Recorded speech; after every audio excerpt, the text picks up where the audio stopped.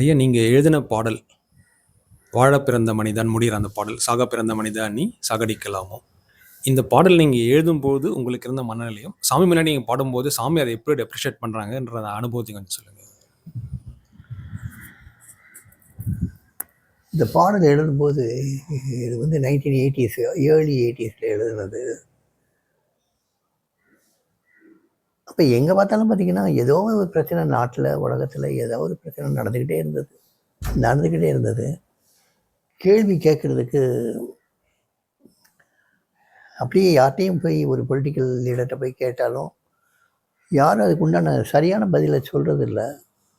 ஆன்மீக தலைவர்கிட்ட போய் கேட்டாலுமே யாரும் சரியான பதிலை சொல்கிறதில்ல.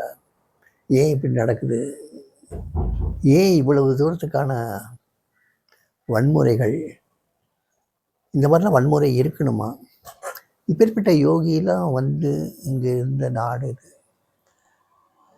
எங்கள் ராமன் காலத்திலிருந்து எத்தனையோ, வியாச பகவான்லேருந்து எத்தனையோ ஞானிகள் வாழ்ந்த நாடில், இந்த நாட்டில் இன்னமும் இவ்வளோ அராஜகம், ஒருத்தருக்கு ஒருத்தர் நம்பிக்கையின்மை இவ்வளவும் இருக்கணுமா? இந்த கேள்வி எனக்கு அடிக்கடி மனசு வரும். சாமிகிட்ட போனதுக்கப்புறம் அந்த கேள்வி இன்னும் அதிகமாக வந்தது.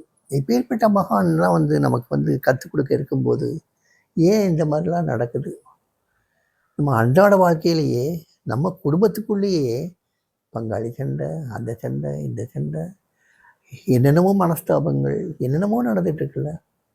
ஸோ இதெல்லாம் பார்த்து பார்த்து பார்த்து பார்த்து விரக்தி அடைஞ்சி, இந்த மாதிரி ஒரு உலகம் இருக்காதான்னு ஒரு இதில் எழுதின பாட்டு சாக பிறந்த மனிதா நீ சாகடிக்கலாமோ, வாழும் வழி கண்டு சொன்னோர் வார்த்தை மறக்கலாமோ, மோகத்திலே வேகத்திலே மோசம் போன மனிதா தேகத்தையே நாசம் செய்யும் தேவை என்ன கண்டாய்.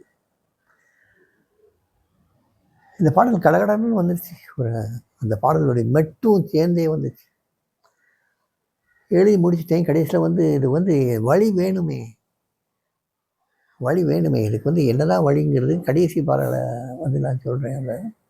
வாழ பிறந்த மனிதா நீ சாகப் போவதில்லை, வாழும் வழி கண்டபினே மாயப்போவதில்லை, மோகமில்லா வேகமில்லா அன்பு கொண்டால் மனிதா தேகத்தோடு தெய்வமாகி வாழ்ந்திடலாம் மனிதான்னு எழுதியிருப்பேன்.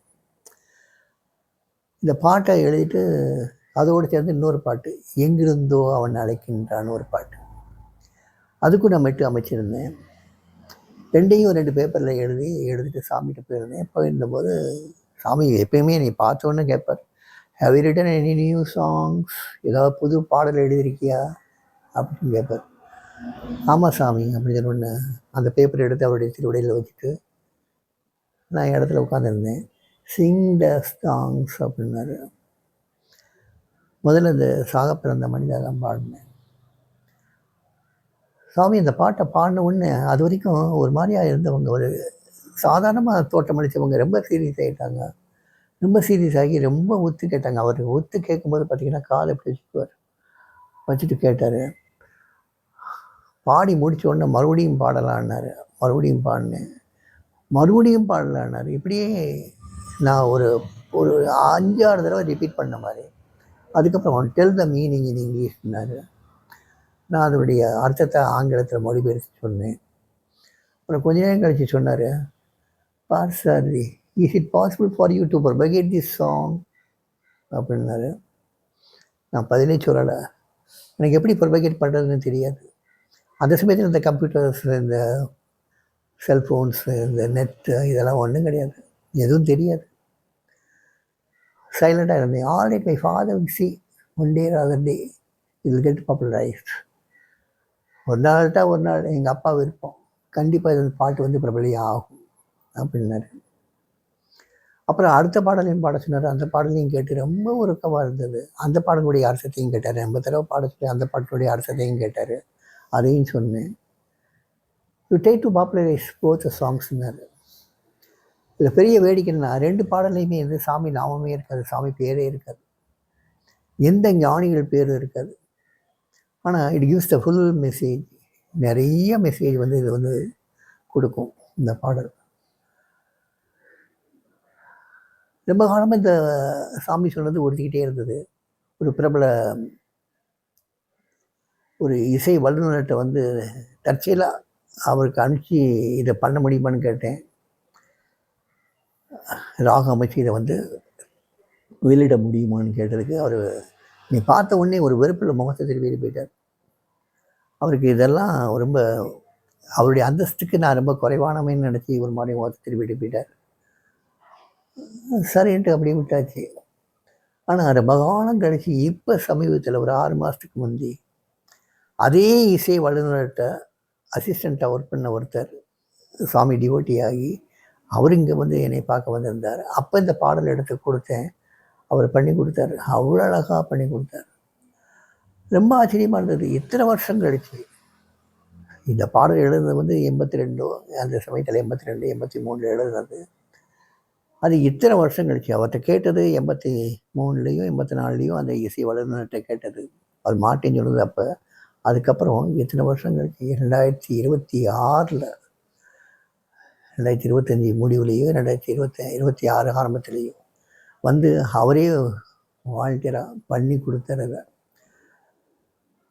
ரொம்ப சந்தோஷமாக இருந்தது அது. அந்த பாடலை வந்து நான் வந்து எல்லா இடத்துலையும் வெளியிடவும் செஞ்சேன். நான் ஃபேஸ்புக்கில், வாட்ஸ்அப் குரூப்பில், யூடியூப்பில் கூட வந்தது. அந்த பாடலுக்கு ஒரு சாமி டிவோட்டியினுடைய மகா ஒரு டாட்டர், அவள் வந்து பிஏ ஃபைனல் இயர் பண்ணிக்கிட்டு இருக்கா கோயம்புத்தூரில். அவள் வந்து பரதநாட்டியம் கற்றுட்ருக்கா. அதுக்கு வந்து நிறுத்தியும் ஆடி காமிச்சா. அவ்வளோ அற்புதமாக இருந்தது. அதை வந்து முக்தானந்த சுவாமி, ஆனந்தாசிரமத்தினுடைய சுவாமி முக்தானந்தா, அவர் அந்த இங்கே வந்திருக்கும்போது அந்த கேர்ள் வந்திருந்தா. அந்த கேர்ள் ஆடி காமிச்சா. அவருக்கு அவ்வளோ சந்தோஷம், அவ்வளோ சந்தோஷம்.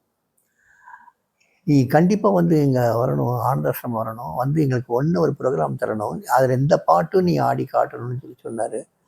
ரொம்ப சந்தோஷமாக இருந்தது. ஸோ எங்கெல்லாம் பாப்புலரைஸ் ஆகுது, சாமி சொன்னது 1982, ஆனால் 2026 கிட்டத்தட்ட எத்தனை வருஷம், 44 வருஷம் கழிச்சு அது மெட்டீரியலைஸ் ஆகுது. ஸோ சாமி சொன்ன வார்த்தைகள் என்னைக்காவது ஒரு நாள் மெட்டீரியலைஸ் ஆகும். அது வார்த்தைகள் வீண் போகாது, ஒரு நாள் வீண் போகாது. அது சாமியை சொல்லுவார். எங்கள் அப்பா தேவையில்லாத ஒரு சொல்ல கூட என் பிச்சைக்காரனை பேச விட மாட்டார். என்னெல்லாம் இந்த பிச்சைக்காரன் வந்து வாயிலிருந்து வருதோ அத்தனையும் அவர் வந்து நிறைவேற்றுவார். That is my fathers promise to this brother. அது எங்கள் அப்பா எனக்கு இந்த பிச்சைக்காரனுக்கு பண்ணி கொடுத்த சத்தியம். இந்த பிச்சைக்காரன் சொல்கிறதெல்லாம் நிறைவேற்றி கொடுப்பார் அப்படின்னு. இந்த மாதிரி தான் இந்த பாட்டு பரவலையும் ஆச்சு. இந்த பாட்டினுடைய உணர்வுகள் நான் வந்து அப்போ எழுதும்போது ரொம்ப ஒரு விரக்தியில் தான் இந்த உலகம் இருக்கக்கூடிய இந்த சூழ்நிலையை பார்த்து, இப்போ அதை விட மோசமான நிலைமையில் ஓடிட்டு இருக்கு இந்த உலகம். ஸோ இந்த பாட்டு எப்பயுமே வந்து தேவையான பாட்டு, மனித சமுதாயத்துக்கு தேவையான பாட்டு. அதே மாதிரி இந்த பாட்டு இந்த பக்கம் இன்னொரு பாட்டு, எங்கிருந்தோ அவன் அழைக்கின்றான். அந்த பாட்டு இதையெல்லாம் ஒதுக்குப்புறமாக வச்சுட்டு அவனுடைய தெய்வத்தினுடைய அழைப்பை மட்டும் கேட்டு தெய்வத்தினுடைய நிழலையே வாழ்கிறதுக்கு அவன் கூப்பிட்டுக்கிட்டே இருக்கான். தெய்வம் நம்மளை அழைச்சிக்கிட்டே இருக்குது, நம்ம போக மாட்டேங்கிறமேங்கிற தாபத்தில் எழுதின பாட்டு. ஸோ ரெண்டுமே 2 எக்ஸ்ட்ரீம். ரெண்டுமே இன்றைக்கி வந்து நல்லபடியாக டிவோட்டிஸ்கிட்ட போய் சேர்த்தாச்சு. ரொம்ப சந்தோஷமாக இருக்குது எனக்கு அந்த வகையில்.